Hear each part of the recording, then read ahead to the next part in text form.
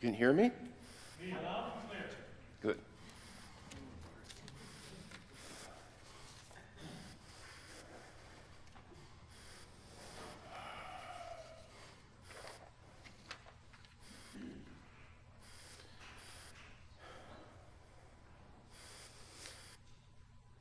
For some of you, my name is Kirk.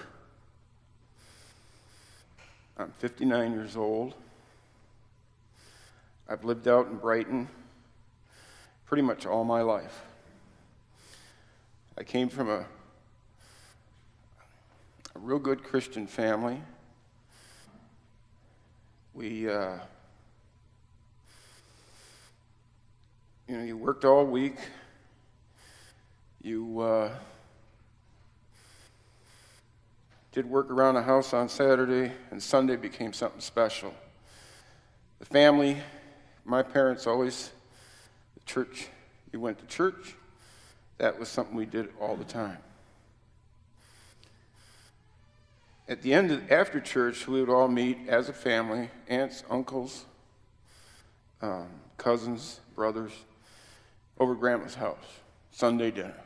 We'd done this for years. It was birthdays, holidays, that's what we did.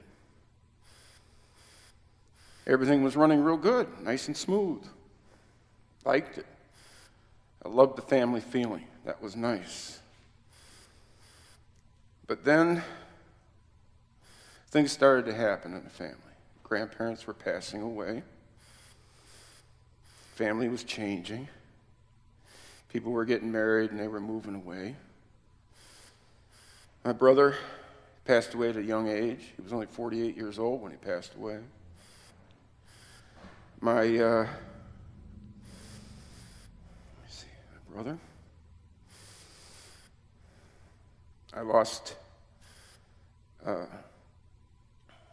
my mother next. She had it real hard when my brother passed away. She passed away within 4 years from that.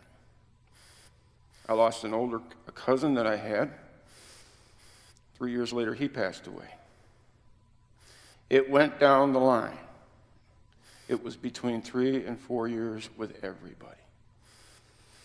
I'm down to, I have a cousin in Colorado, and I have a nephew in Michigan still.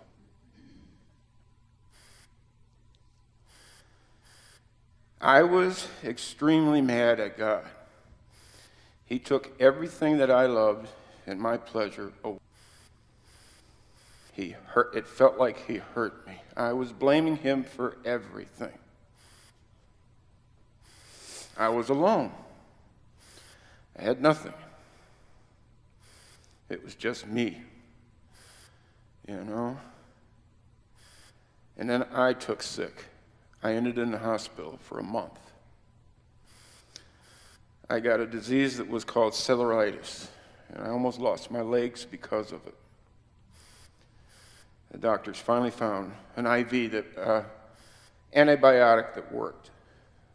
For 3 months, I gave myself an IV in the morning, antibiotic in the morning, and one at night.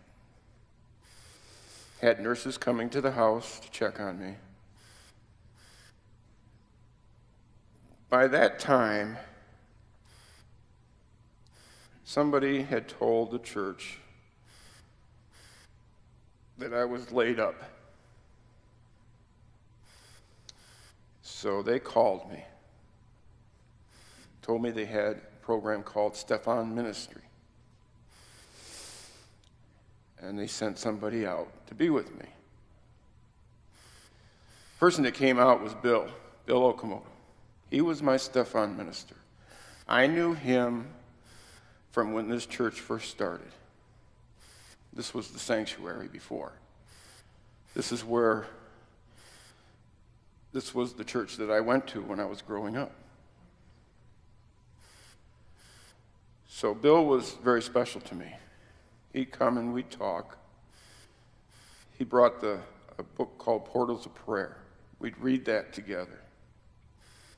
And there's verses in the Bible that we'd go to.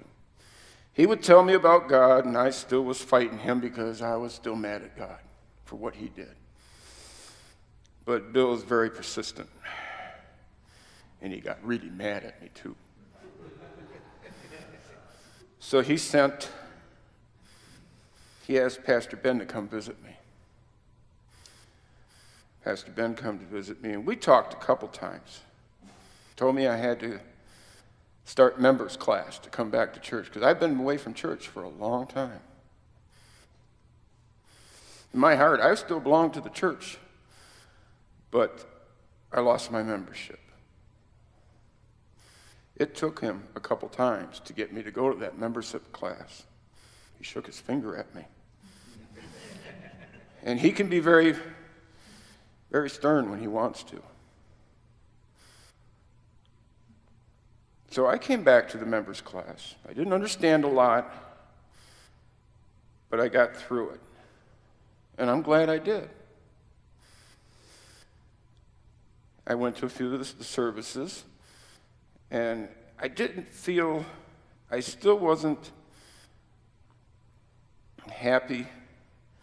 I still haven't found God yet. So Pastor suggested I come to the Genesis community. I'm like, I don't need that. What do I need that for? I'm not broke. He says, well, they got a meal. Come have the meal. Listen to the music, and it's a sermon. Okay, so I came. First time I came, I was nervous. I didn't know anybody here. And I just sat and listened, and everybody knew and went home. And I was kind of unsure I wanted to come back or not. Well, the second time I came back, I got my aha moment during Connect. Found out everybody's the same as me. You know, they were lonely, they hurt, they were mad at one point in time. I found out that was okay to be mad. Kind of like this picture that I had them put up here. If you notice the guy reaching, I've been reaching all the time for God, didn't know it.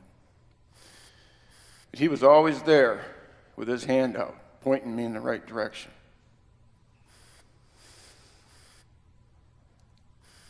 The impact of God's presence here is overwhelming.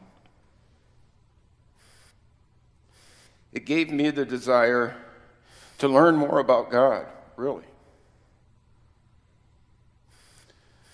See,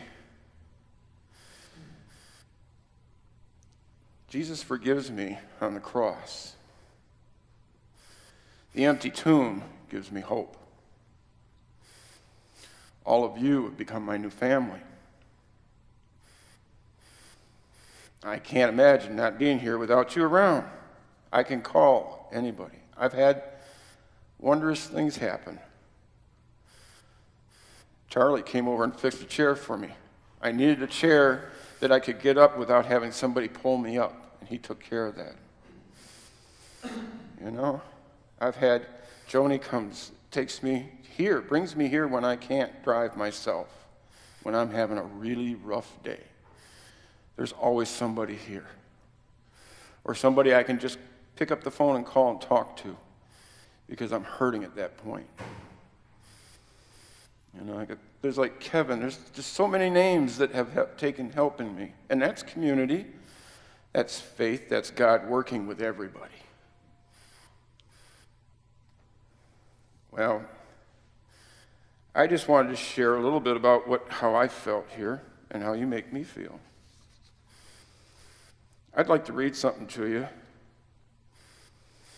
I found this on the internet, and I really like it, and I want to share it with all of you. We all have our days where we feel we can't survive. Sometimes dreams are scattered.